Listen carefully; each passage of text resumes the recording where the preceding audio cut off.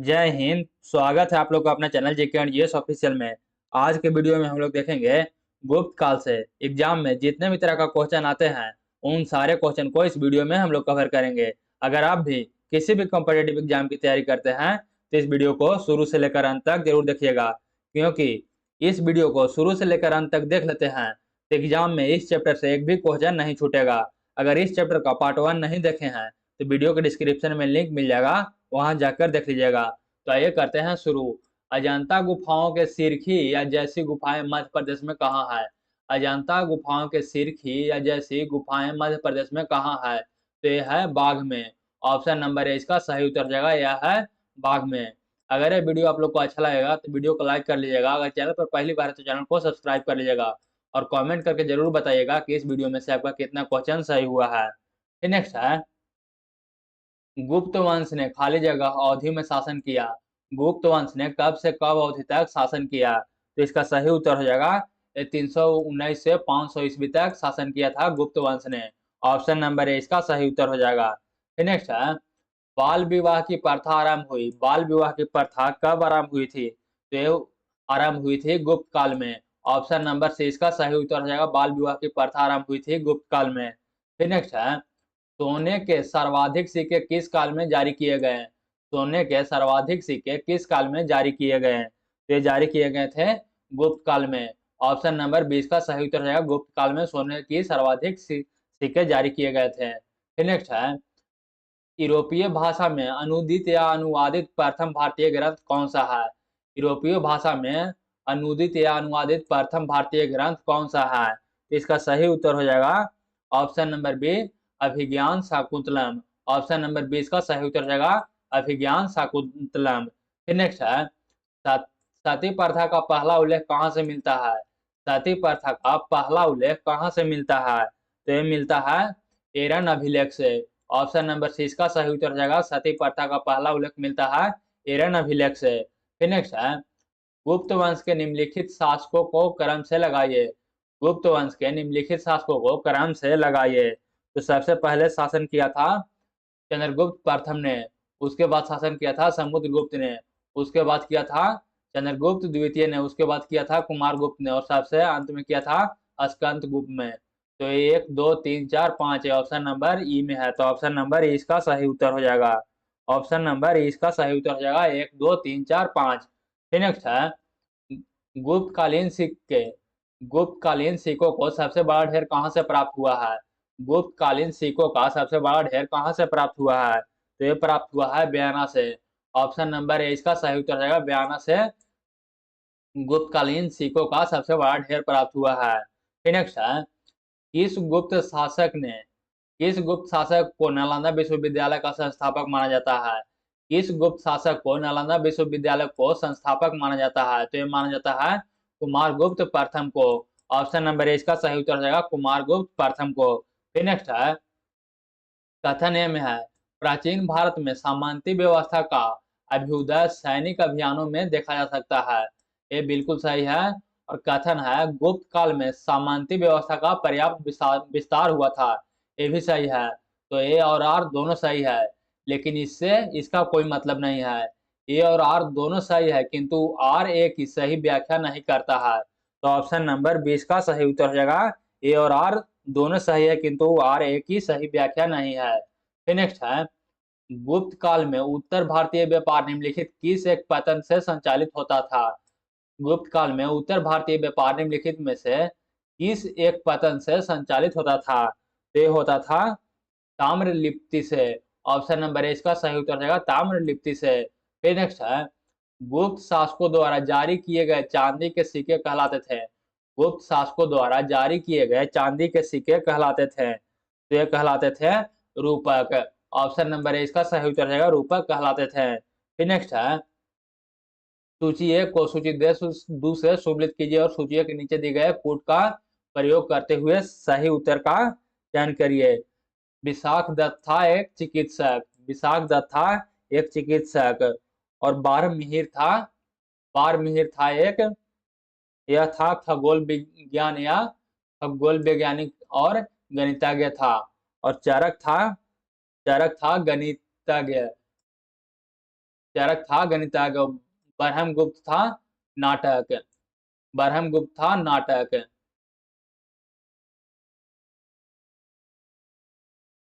तो हो जाएगा एक का एक, ए का एक, और बी का तीन, और सी का चार। ये ऑप्शन नंबर ए में है, तो ऑप्शन नंबर ए इसका सही उत्तर हो जाएगा। ऑप्शन नंबर ए इसका सही उत्तर हो जाएगा। फिर नेक्स्ट है, विशाखदत्त संबंधित है चिकित्सा से, ब्रह्ममिहिर संबंधित था खगोल विज्ञान और गणितज्ञ था, और चारक था गणितज्ञ, और ब्रह्मगुप्त था नाटक। फिर नेक्स्ट है, चंद्रगुप्त द्वितीय काल में विद्या काल और साहित्य का महान केंद्र कौन सा था? चंद्रगुप्त द्वितीय के काल में विद्या कला और साहित्य का महान केंद्र कौन था? तो इसका सही उत्तर हो जाएगा उज्जैन था। ऑप्शन नंबर सी इसका सही उत्तर हो जाएगा उज्जैन था। फिर नेक्स्ट है, कालिदास की किस कृति की गिनती विश्व की 100 प्रसिद्ध साहित्यिक कृतियों में होती है? कालिदास के किस कृति की गिनती विश्व की 100 प्रसिद्ध साहित्यिक कृतियों में होती है? इसका सही उत्तर हो जाएगा यथा अभिज्ञान शकुंतलम का। ऑप्शन नंबर सी इसका सही उत्तर रहेगा अभिज्ञान शकुंतलम का।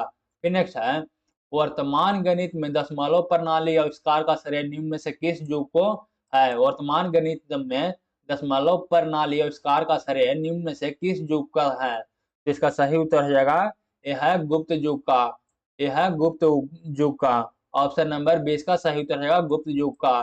फिर नेक्स्ट है, निम्न में से कौन सा गुप्त वंश के पतन का कारण नहीं था? निम्न में से कौन सा गुप्त वंश के पतन का कारण नहीं था? तो गुप्त वंश का पतन का कारण नहीं था सत्ता के नियंत्रण के लिए आंतरिक कलह, ये ये कारण नहीं था गुप्त वंश के पतन होने का।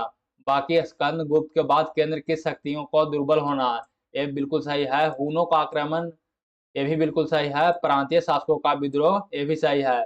और सत्ता के नियंत्रण के लिए आंतरिक कलह, इसका कारण नहीं था गुप्त वंश का पतन होने के लिए। फिर नेक्स्ट है, निम्नलिखित में से निम्नलिखित में किस गुप्त शासक ने अपने सिक्कों पर अपने को बीना बजाते हुए आकृति में अंकित करवाया? निम्नलिखित में से किस गुप्त शासक ने अपने सिक्कों पर अपने को बीना बजाते हुए आकृति में अंकित करवाया? तो ये करवाया था समुद्रगुप्त ने। ऑप्शन नंबर 20 का सही उत्तर रहेगा समुद्रगुप्त ने अपने को बिना बजाते हुए आकृति में अंकित करवाया था सिक्के पर। फिर नेक्स्ट है, वह प्रथम भारतीय विद्वान कौन था जिसने गणित को एक पृथक विषय के रूप में स्थापित किया?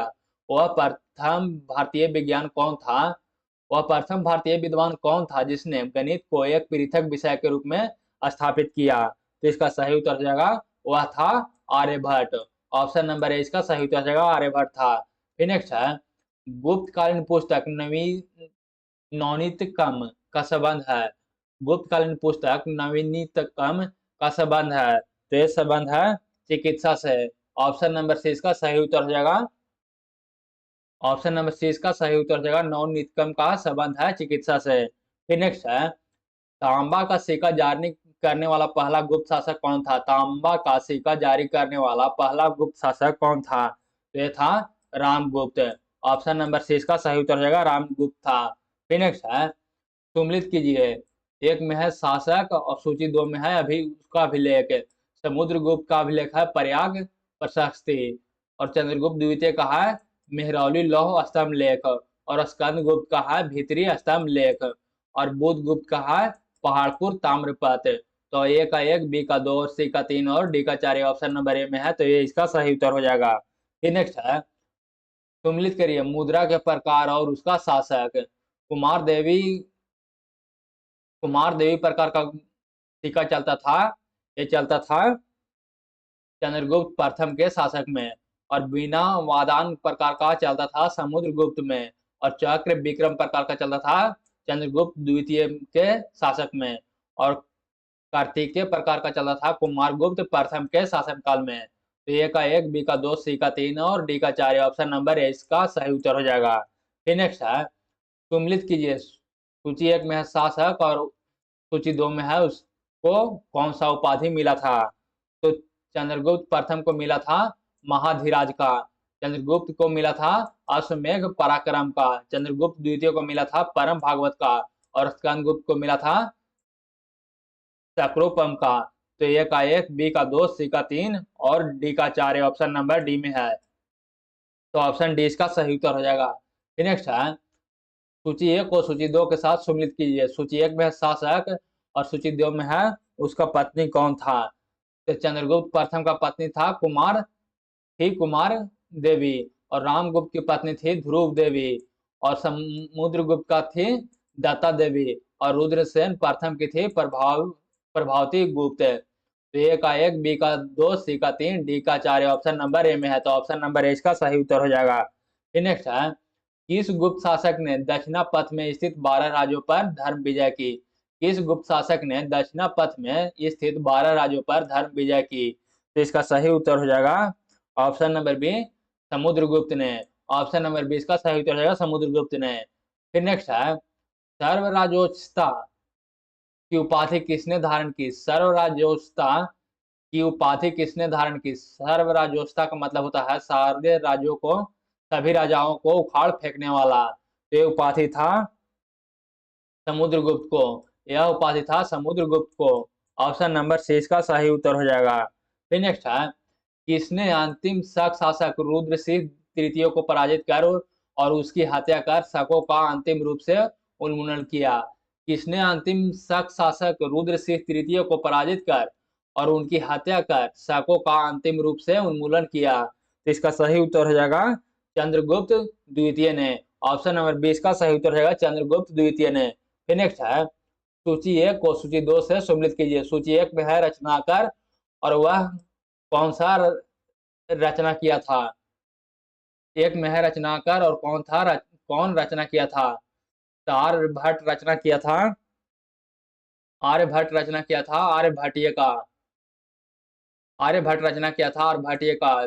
धन्वंतरी किया था नवीनतम का, और ब्रह्मगुप्त किया था ब्रह्म सिद्धांत का, और बराह मिहिर किया था पंच सिद्धांत का। तो ए का 1, बी का 2, सी का 3 और डी का 4 ऑप्शन नंबर डी में है, तो ऑप्शन नंबर डी इसका सही उत्तर हो जाएगा। फिर नेक्स्ट है, सुदर्शन झील जिसका निर्माण चंद्रगुप्त मौर्य के सौराष्ट्र प्रांत के गवर्नर पुष्यगुप्त ने करवाया था तथा जिसकी मरम्मत पहली बार शक शासक रुद्रदामन ने करवाई थी कि दूसरी बार मरम्मत किसने करवाई थी। सुदर्शन झील जिसका निर्माण चंद्रगुप्त मौर्य के सौराष्ट्र प्रांत के गवर्नर पुष्यगुप्त ने करवाया था तथा जिसकी मरम्मत पहली बार शक शासक रुद्रदामन ने करवाई थी, और दूसरी बार मरम्मत किसने करवाई थी। तो दूसरी बार मरम्मत करवाई थी, ये करवाई थी स्कंद गुप्त ने। ऑप्शन नंबर 20 का सही उत्तर जाएगा सुदर्शन झील का दूसरी बार मरम्मत किया था स्कंद गुप्त ने। ऑप्शन नंबर 20 का सही उत्तर हो जाएगा। फिर नेक्स्ट है, सम्मिलित कीजिए। सूची 1 में है प्रशासकीय विभाजन और सूची 2 में है उसका प्रशासक। तो भोक्ति या प्रांत का प्रशासक होता था, ये होता था ऊपरी के, और विषय या जिला का होता था विषयपति, और नगर का होता था नगरपति, और ग्राम का होता था ग्रामिक। तो ए का 1, बी का 2, सी का 3, डी का 4 ऑप्शन नंबर ए में है, तो ऑप्शन नंबर ए इसका सही उत्तर हो जाएगा। फिर नेक्स्ट है, कौन सुमलित नहीं है। कौन सुमलित नहीं है। महासंधि विग्रहक जो दो शांति का मंत्री था। महासंधि विग्रहक जो दो शांति का मंत्री था। महादंड नायक सेना का सर्वोच्च अधिकारी था। विनय स्थिति स्थापक धार्मिक मामलों का प्रमुख अधिकारी था। महासोपति गज सेना का अध्यक्ष, गज सेना का अध्यक्ष था महापिलुपति। गज सेना का अध्यक्ष था महापिलुपति। तो ऑप्शन नंबर डी इसका सही उत्तर रहेगा, ये सुमलित नहीं है, तो ऑप्शन नंबर डी इसका सही उत्तर हो जाएगा। फिर नेक्स्ट है, सुमलित कीजिए। सुमलित कीजिए। क्षेत्र भूमि था कृषि योग्य भूमि। क्षेत्र भूमि था कृषि योग्य भूमि। वास्तु भूमि थी, वास्तु भूमि थी, ये थी निवास योग्य भूमि।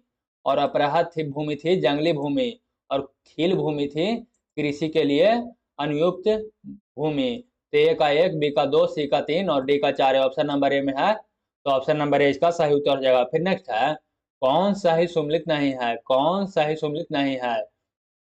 प्रयाग प्रशस्ति रवि कीर्ति। प्रयाग प्रशस्ति अभिलेख था, यह था समुद्रगुप्त के लिए। तो ऑप्शन नंबर ए इसका सुमलित सही नहीं है, तो ऑप्शन ए इसका सही उत्तर हो जाएगा। बाकी किरातुर जूनियस भारवी 10 कुमार चरित दंडिन मिरिश कटिकम शूद्रक, ये 3 सही है। और प्रयाग प्रशस्ति था, यह अभिलेख था समुद्रगुप्त का। फिर नेक्स्ट है, कौन सही सुमलित नहीं है। कौन सही सुमलित नहीं है। वाग्भट का लेखक था अष्टांग अष्टांग हृदय का लेखक था वाग्भट। कामनदक लेखक था नीतिसार का। विशाखदत्त लेखक था मुद्रा राक्षस का।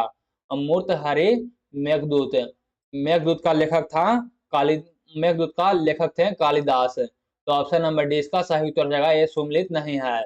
ऑप्शन नंबर डी इसका सही उत्तर हो जाएगा, मेघदूत का लेखक है कालिदास। फिर नेक्स्ट है, सूची एक को सूची दो से सुमलित कीजिए। सूची एक में है श्रेष्ठी। श्रेष्ठी था एक साहूकार और सार्थवाह था व्यापारी।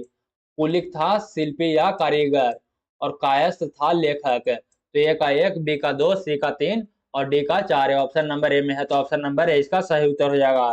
फिर नेक्स्ट है, मिहिर कुल का संबंध था। मिहिर कुल का संबंध था हुन से। ऑप्शन नंबर 20 का सही उत्तर है, मिहिर कुल का संबंध था हुन से। फिर नेक्स्ट है, कनौज का सर्वप्रथम महता प्रदान करने वाले थे।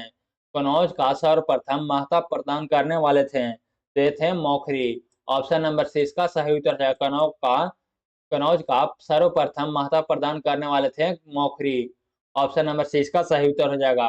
फिर नेक्स्ट है, गुप्त राजा जिसने विक्रमादित्य की पदवी ग्रहण की थी। गुप्त राजा जिसने विक्रमादित्य की पदवी ग्रहण की थी, तो यह था चंद्रगुप्त द्वितीय। ऑप्शन नंबर सी इसका सही उत्तर है चंद्रगुप्त द्वितीय। फिर नेक्स्ट है, कुतुब मीनार के निकट स्थित लौह स्तंभ वैज्ञानिकों को ध्यान क्यों खींच रहा है। कुतुब मीनार के निकट स्थित लौह स्तंभ वैज्ञानिकों का ध्यान क्यों खींच रहा है। इसका सही उत्तर हो जाएगा, क्योंकि उसकी जंगरोधकता के कारण। क्योंकि उसकी जंगरोधकता के कारण। ऑप्शन नंबर डी इसका सही उत्तर हो जाएगा। फिर नेक्स्ट है, प्राचीन भारत में गुप्त काल से संबंधित गुफा चित्रकान के केवल दो उदाहरण उपलब्ध है। इनमें से एक अजंता की गुफाओं में किया गया चित्रांकन है। गुप्त काल के चित्रांकन का दूसरा अवशिष्ट उदाहरण किस स्थान पर उपलब्ध है। प्राचीन भारत में गुप्त काल से संबंधित गुप्त गुफा चित्रांकन के केवल दो उदाहरण उपलब्ध है। इनमें से एक अजंता की गुफाओं में किया गया चित्रांकन है। गुप्त काल के चित्रांकन का दूसरा अवशिष्ट उदाहरण किस स्थान पर उपलब्ध है। तो इसका सही उत्तर हो जाएगा, ये उपलब्ध है बाघ गुफाएं में। ऑप्शन नंबर है इसका सही उत्तर हो जाएगा बाघ गुफाएं में। फिर नेक्स्ट है, पुनर्वर्धन पुनर्वर्धन भुक्ति अवस्थित थी। पुनर्वर्धन भुक्ति या प्रांत अवस्थित थी, तो ये अवस्थित थी उत्तर बंगाल में। उत्तर बंगाल में अवस्थित थी पुनर्वर्धन भुक्ति। फिर नेक्स्ट है, परम भागवत उपाधि धारण करने वाला प्रथम गुप्त शासक था। परम भागवत उपाधि धारण करने वाला प्रथम गुप्त शासक था, तो यह था समुद्रगुप्त। यह था समुद्रगुप्त। ऑप्शन नंबर 20 का सही उत्तर हो जाएगा। फिर नेक्स्ट है, रेशम बुनकरों की श्रेणी की जानकारी निम्नलिखित किस शिलालेख से मिलती है। रेशम बुनकरों की श्रेणी की जानकारी निम्नलिखित किस शिलालेख से मिलती है। तो मिलती है दसपुर के शिलालेख से। ऑप्शन नंबर ए इसका सही उत्तर जाएगा, दसपुर के शिलालेख से मिलती है। तो ये था गुप्त काल से पूछे जाने वाले बहुत ही महत्वपूर्ण प्रश्न। अगर ये वीडियो आप लोग को अच्छा लगा तो वीडियो को लाइक कर लीजिएगा और चैनल पर पहली बार है तो चैनल को सब्सक्राइब जरूर कर लीजिएगा और कमेंट करके जरूर बताइएगा कि आपको इस वीडियो से कितना क्वेश्चन सही हुआ है। तो बस आज के लिए इतना ही, तब तक के लिए जय हिंद। मिलेंगे किसी अगला वीडियो में।